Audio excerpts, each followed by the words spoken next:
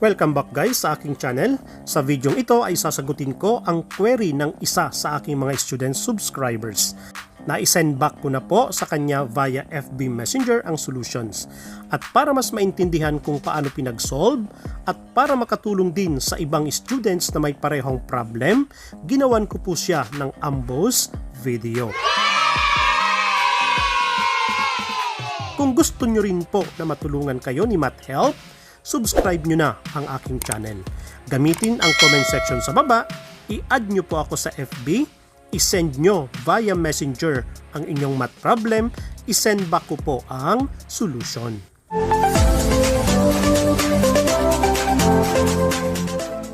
At ito nga po ang kanyang math problem na ipinadala via FB Messenger na gusto po niya na siya ay matulungan. For a typical shot, the ball's height in feet will be a function of time in flight in seconds, modeled by an equation such as h equals negative 16t squared plus 40t plus 6. Letter A, find the maximum height of the ball. And letter B, how long does it take to reach the maximum height?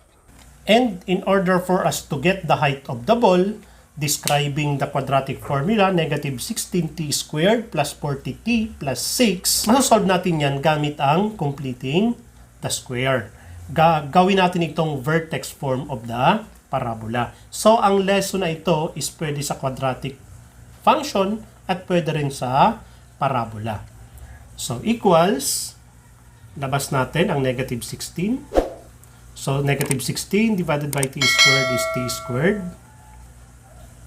Positive divided by negative is negative. So, meron tayong 40t divided by 16 plus 6. Okay. Equals negative 16t squared. Simplify muna natin. 40 and 16. Pag sinimplify, gamit ang 8. So, meron tayong 5 over 2 plus 6. By completing the square. Ang b natin is 5 over 2. The formula is b over 2 squared.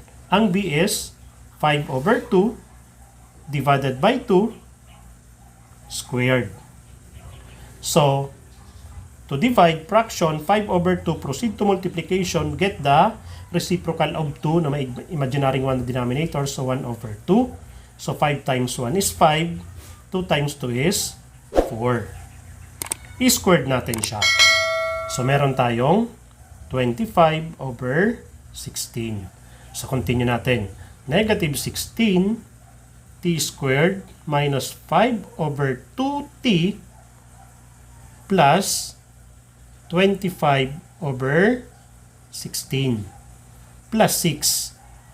Mag-add tayo dito ng 25 over 16 dito, magma-minus tayo ng 25 over 16. And, imumultiply natin yung negative 16 na nilabas natin kanina. Okay. So, continue. Negative 16. Ito, i-factor natin. So, t minus 25 square root is 5. Square root of 16 is 4. So, t squared minus 5 over 2t plus 25 over 16 is the same with quantity t minus 5/4 squared plus 6. Cancel natin ang negative, ang 16. Negative times negative is positive. So, 25 equals negative 16 t minus 5 over 4 squared. 6 plus 25 equals 31. In the parabola, 31 is the value of k. K is referring to the maximum. So this is the maximum of, or the vertex. The value of y on the vertex of the parabola. Kung gusto nyo ng separate topic sa parabola para malaman nyo kung bakit may k akong binabanggit dyan, pwede rin naman yan dun sa mga parabolang video. So therefore, we can say now that 31 feet, this is now the maximum height of the ball. Describing 16t, negative 16t squared plus 40t plus 6. In letter B, the problem asking what is the time to reach the maximum height of the ball. So, using the same quadratic equation, so height will be only replaced by 31 from letter A.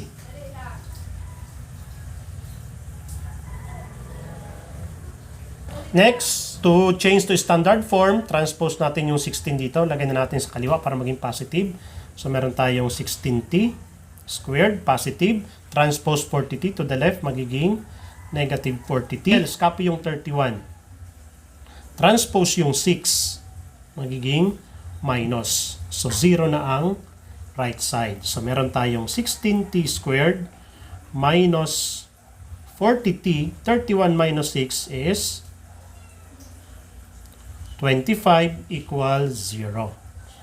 Then, to find t, the time to reach the maximum height of the ball is we will solve quadratic formula using factoring, completing the square, or quadratic formula. And just because 16 and 25 are both squared, so we can try if they are perfect square trinomial. Square root of 16 is 4, 40. Square root of 25 is 5. The middle term is minus, so it is minus. To check if that is correct, 4 times 5 is 20. 20 times 2 is equal to 40. 40 is our middle term, so therefore this is the correct factor. To solve, continue the value of t.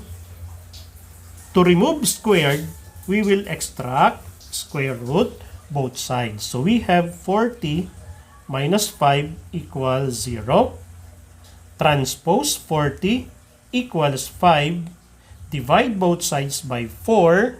So we can say that t equals 5/4. Or 1 and 1/4 or 1.25. Therefore, we can say now that it takes 1.25 seconds to reach the maximum height. So that is how I answer one of the queries of my students, of my subscribers. Or, in other way, pwede rin yung ganito. 31 equals negative 16t plus 40t plus 6. 16t squared minus 40t minus 6 or plus 31 minus 6 equals 0. So, meron tayong 16t squared minus 40t plus 25 equals 0. And just because this is quadratic equation, we can use also quadratic formula. Okay, so ang value natin ng A equals 16, ang B equals negative 40, ang C equals 25. Gamit ang quadratic formula, x equals negative b plus or minus square root of b squared minus 4ac all over 2a.